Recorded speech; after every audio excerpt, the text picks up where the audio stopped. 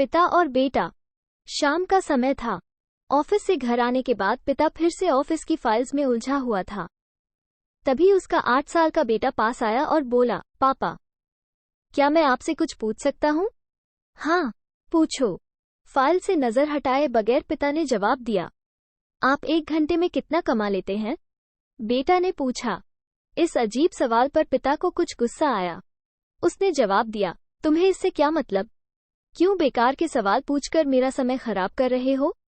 देखते नहीं, मैं काम में बिजी हूँ। पापा, मैं बस जानना चाहता हूँ। प्लीज बताइए ना, आप 1 घंटे में कितना कमा लेते हैं? बेटा जिद करने लगा। 500 रुपये, पिता ने जवाब दिया और काम में लग गया। ओह, बेटा सिर झुकाकर कुछ सोचने लगा। फिर सिर उठाकर बोला, पापा, आप मुझे 300 रुपये उधार दे सकते हैं। ये सुनना था कि पिता का गुस्सा बढ़ गया। वो बेटे को झिड़कते हुए बोला, अच्छा, तो तुम इसलिए मुझसे मेरी सैलरी पूछ रहे थे? तुम्हें खिलौना या कोई फालतू सी चीज खरीदनी है?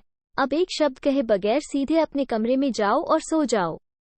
मैं इतनी मेहनत से पैसे इसलिए नहीं कमाता कि तुम्हारी हर फालतू मांग पूरी कर सकूं। बेटे का चेहरा उतर गया। भारी कदमों से वो वहां से चला गया। पिता कुछ देर तक तो बेटे की बात पर नाराज रहा, फिर काम में लग गया। काम खत्म होने तक उसकी नाराजगी भी खत्म हो चुकी थी।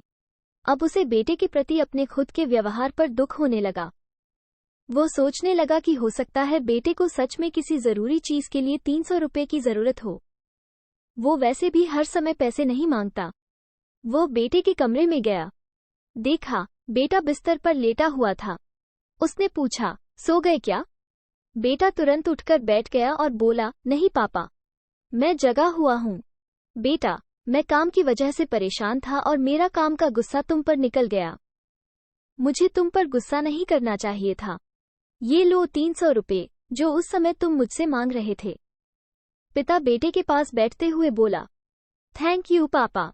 बेटा चहक उठा। 300 रुपये एक तरफ रख उसने अपने तकिए के नीचे दबे कुछ नोट निकाले और उन्हें गिनने लगा। ये देख पिता को फिर से गुस्सा आने लगा। वो गुस्से में बोला, जब तुम्हारे पास पहले से ही पैसे थे, तो तुम और पैसे क्यों मांग रहे थे? क्योंकि मेरे पास पूरे पैसे नहीं थे पापा, अब हैं।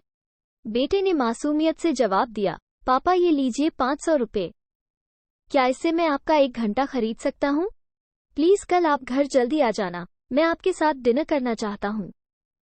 बेटे की बात सुनकर पिता अवाक रह गया। सीख, हम पैसे कमाने की जद्दोजहद में इतने ज्यादा व्यस्त हो जाते हैं कि हमारा परिवार पीछे छूट जाता है। हमारे पास अपने परिवार और प्रियजनों के साथ बिताने के लिए समय ही नहीं होता। समय धीरे धीरे हमारे हाथ से फिसलता चला जा रहा है और बीता समय कभी वापस नहीं आएगा।